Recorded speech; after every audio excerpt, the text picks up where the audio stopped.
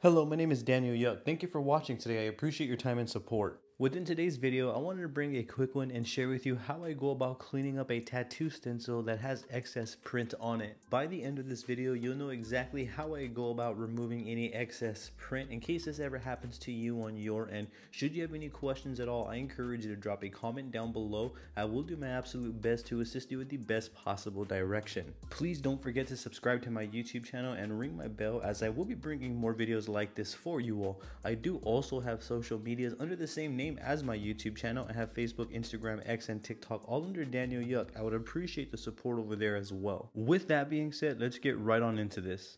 Let's start from the top here and let me show you what excess print looks like. So if you look right here, there is a lot of excess print going on. This is a mandala design, so there should be crispy, clean lines, but instead there's some distortion going on in certain areas.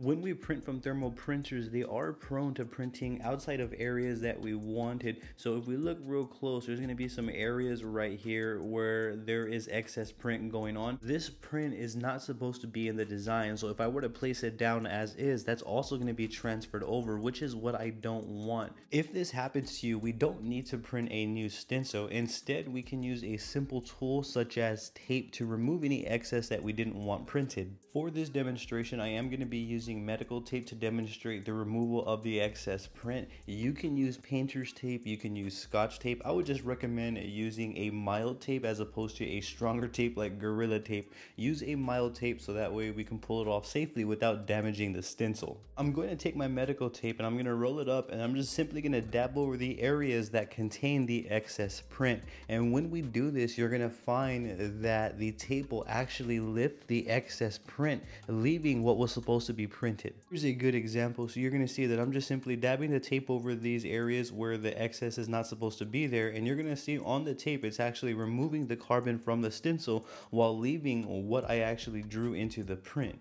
Here's another good example. So here's a closer look, and here's a lot of excess going on, and it's not supposed to be like that. But if I simply get the tape and I just dab it over lightly, as you see me doing, all of the excess that was on there is now transferring to the tape coming off, leaving me with a cleaner stencil. I'm essentially going to repeat this process throughout the entire stencil with new pieces of tape as needed until I clean up the excess.